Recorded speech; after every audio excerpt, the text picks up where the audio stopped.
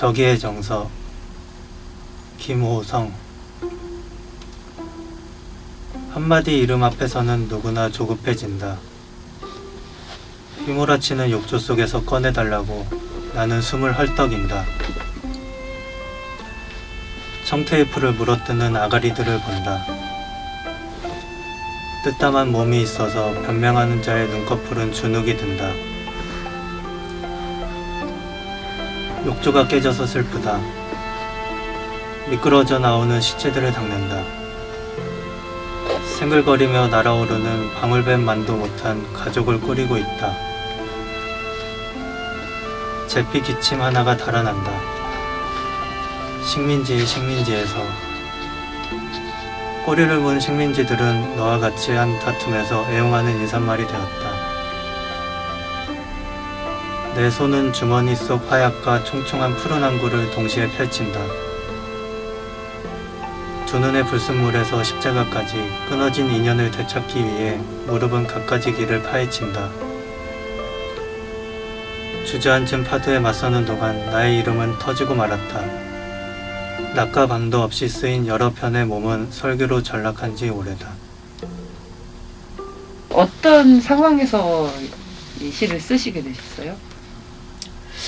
사실 시를 쓸 때 어떤 뭐 이렇게 한 가지 시를 쓰는 방법이 한 가지로 이렇게 구체화돼 있는 건 아니, 그런 경우도 있겠지만 저는 시를 쓸 때는 어떤 상황, 구체적인 상황 한 가지만 가지고는 쓰진 않는 것 같아요. 근데 여러 가지 이제 상황들이 좀 이렇게 혼합되고 또 이렇게 분리가 되고 또 이렇게 그런 과정들이 우리 뭐 일상생활이 사실은 되게 명확해 보이지만 여러 가지 뭐 감정이나 여러 가지 상황이나 뭐 어떤 순간들이 다 이렇게 겹쳐져 있는 거잖아요. 그러다 보니까 물론 이제 어떤 이제 구체적인 사소한 것에서부터 시작하는 경우가 분명히 그런 시적 계기가 분명히 있을 수도 있는데 보통은 저 같은 경우에는 그런 시적 계기들이 좀 중첩돼 있어서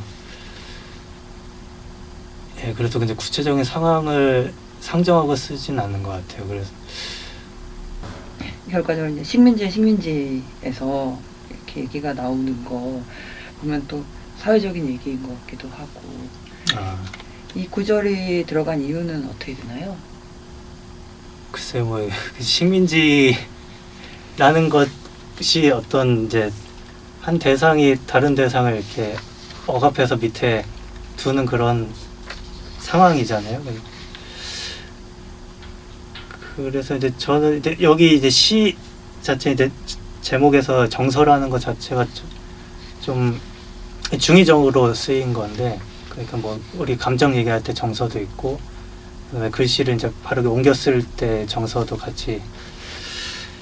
그래서 이제 우리 좀 가까운 데서 보자면은 이제 사람과 사이의 관계에서도 어떤 불가피하게 이제 항상 뭐 이렇게 좋은 관계를 유지하려고 하지만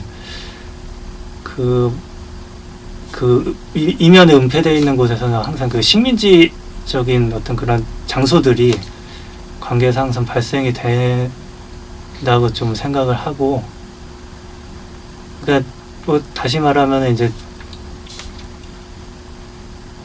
어떤 그런 식민지들을 좀 우리가 좀 직시를 해야 된다. 이렇게 매번 뭐 좋고 항상 뭐 도덕적이고 뭐 이런 것을 이렇게 표면적으로 드러낼 것이 아니고 어떤 그 이면의 것들도 좀 봐야 되지 않을까 싶거든요. 저는 그래서